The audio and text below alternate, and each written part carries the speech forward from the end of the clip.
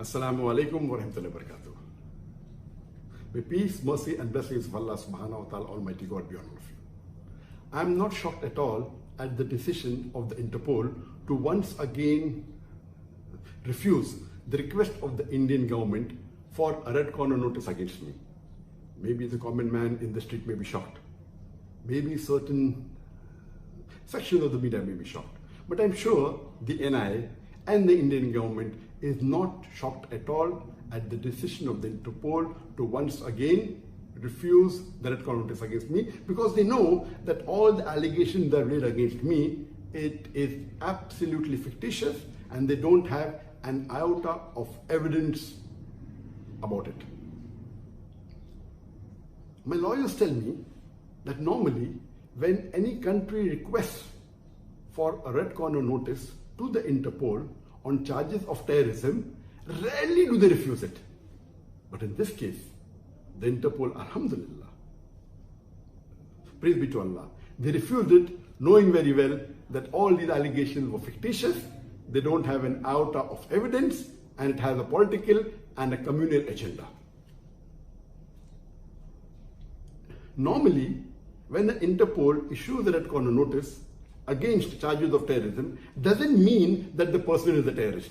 He may be, he may not be, unless the court, in a court of law, after analyzing the evidences, say that he's a terrorist. Can you consider that there are chances he'll be a terrorist? Just by a red corner notice being issued does not indicate that the person is a terrorist. It has been for more than 3 years since the Indian government, the NIA, is trying to find evidence against me.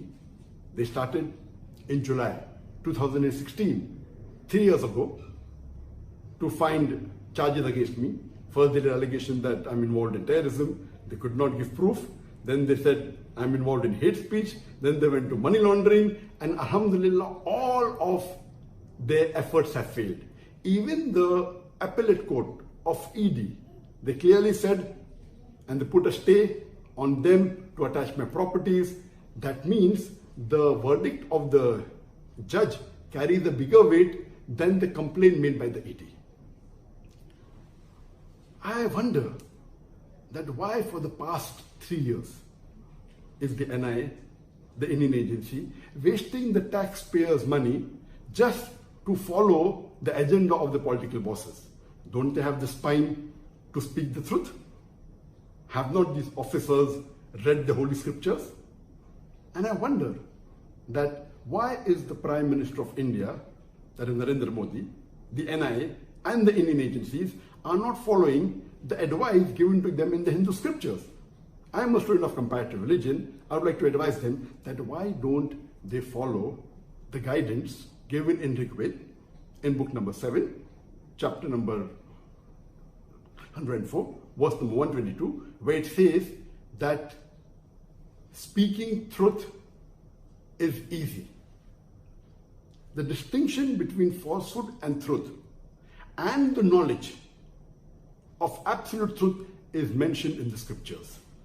Falsehood is evil and brings destruction. Follow the truth, it is easy and simple. It's a simple advice. Speak the truth, it's simple and easy. Furthermore, it is mentioned in Mahabharata, in book number 8, chapter number 49, verse number 27, that speaking the truth is indeed very virtuous. There is no virtue which is more virtuous than speaking the truth. So I wonder that why aren't the Hindus, officers in NIA, in the Indian government, and the Prime Minister Modi is following the Hindu scriptures? But I'd like to mention a fact to you, that there are many officers in NIA who are really kind and truthful. And I know that when my organization, Islamic Research Foundation, was banned in November 2016, the NIA raided my office and was continuously there for more than 2 days. They were for more than 50 hours in the office. And my general manager at that time, who was Mr. Manzoor Sheikh, may Allah grant him Jannah, he told me that the NIA officers were very frank in saying that we are wasting our time in spending so many hours in your organization, because we know that we will not find any evidence of terrorism in Islamic Research Foundation. Because we have heard the lectures of Dr. Zakir Naik, he speaks about priests, but we are forced by our superior to do a raid on this organization. One senior officer of NI went to the extent of saying, when his immediate boss told him to scrutinize and scan my lectures, and he told him thrice, and they could not find any evidence that I'm promoting terrorism. When his boss told him the fourth time that again you scrutinize the lecture, he was very frank to say that if I ask my juniors to watch Dr. Zakir Naik's tape again, I'm afraid that many would accept Islam. This means they are following the slogan of India, which is known to us, that Satyamev Jayate. Where do they get the slogan from? It is obtained from the Mundaka Upanishad, book number 3, chapter number 1, verse number 6, which says Satyamev Jayate, Nantaman, which means truth triumphs alone, not falsehood. I would like to thank the Interpol, because this message of the Upanishad is also mentioned in the Quran, in Surah Isra, chapter number 70, verse number 81, which says, وَقُلْ جَهَلَكْ وَذَاكَ الْبَاطِلِ إِنَّ الْبَاطِلَ كَانَ زَهُوقًا. When truth is hurled against falsehood, falsehood perishes. For falsehood, it's by its nature bound to perish. I would like to thank the Interpol. Though they are not Indian, they are following the advice of the Indian slogan, Satyamev Jayate, truth triumphs alone. They are following the advice given in the Upanishad as well as in the Quran.